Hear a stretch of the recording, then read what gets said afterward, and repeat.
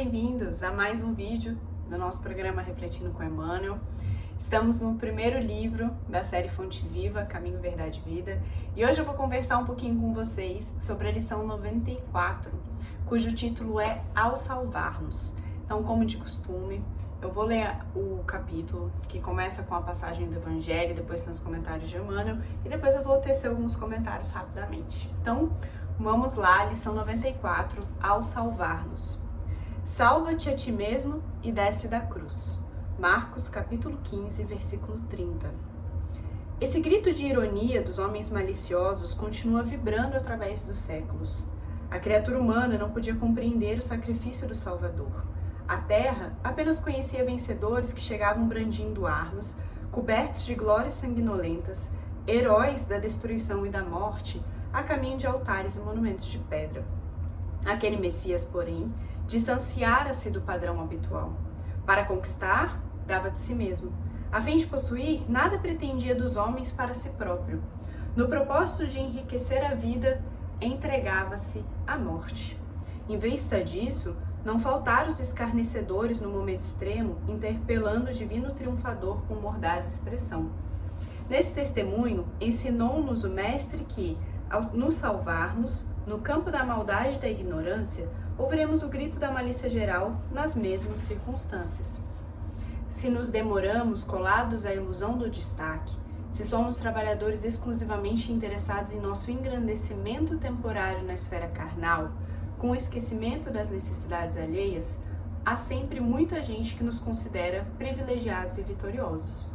Se ponderamos, no entanto, as nossas responsabilidades graves no mundo, chama-nos loucos, e quando nos surpreende em experiências culminantes, revestidas da dor sagrada que nos arrebata a esferas sublimes, passa junto de nós, exibindo gestos irônicos e recordando os altos princípios esposados por nossa vida, exclama desdenhosa: salva-te a ti mesmo e desce da cruz.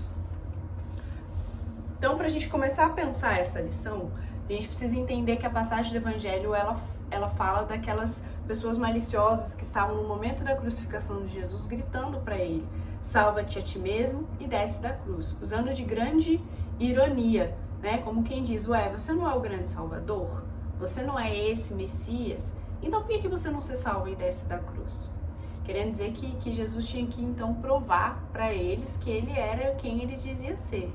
E quando a gente sabe que toda a questão da crucificação não tem nada disso. Então a gente precisa pensar o que é vitória.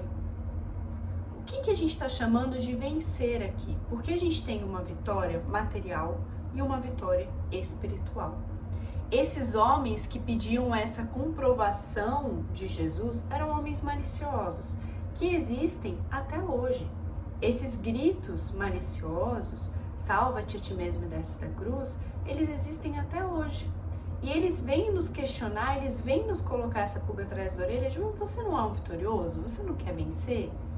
Então faça. Por isso eu trago essa reflexão. A gente tem uma vitória material e uma vitória espiritual. A material é dessa, que a gente vive encarnado. E a espiritual é a do plano espiritual, é a real. É a que vai nos acompanhar depois que a gente desencarnar. Só que elas são muito diferentes. E elas são vistas de formas diferentes pelas pessoas, pelos espíritos. Então, vamos lá. Na época de Jesus, o que era vitória? Os vitoriosos eram os que venciam as batalhas. Eram os que usavam armas, os que tinham batalhas sanguinolentas. Eles retornavam para suas cidades cobertos de sangue, em grande quantidade. Eles eram os vitoriosos. E foram eles que usaram de sátira, de ironia na cruz. E Jesus, já naquela época, ele fez diferente. Ele já falou assim: olha, essa vitória é de vocês. A minha vitória, ela é outra. E aqui eu vou ler um parágrafo para a gente entender. Para conquistar, dava de si mesmo. A fim de possuir, nada pretendia dos homens para si próprio. No propósito de enriquecer a vida, entregava-se à morte. Então, Jesus, ele vinha distanciando-se do padrão habitual da época. E hoje? Quem são os vitoriosos de hoje? Os vitoriosos de hoje são os que têm engrandecimento na esfera carnal. Dinheiro, luxo, viagens. Que estão em uma ilusão. que lá na frente, no último parágrafo, Emmanuel chama de ilusão de destaque. Então, hoje, os vitoriosos são os que têm engrandecimento material, financeiro. E a gente vai ficando preso numa ilusão. E hoje, quem faz diferente, e lembrando, toda vez que eu falo disso aqui, eu faço esse comentário, não tem nada de errado em ser rico, em ter dinheiro, em ter posses materiais, não é isso. A questão é o que você faz para além disso. E lembrando que isso não é tudo. Não é isso que te define como uma pessoa melhor ou pior, não é isso que vai te comprar um lugar no céu, não é. Então, não tem problema nenhum em você ter riquezas materiais, em você fazer grandes viagens, em você morar numa casa boa. Não tem mesmo. A questão é do que isso vem acompanhado. Essa é a grande questão.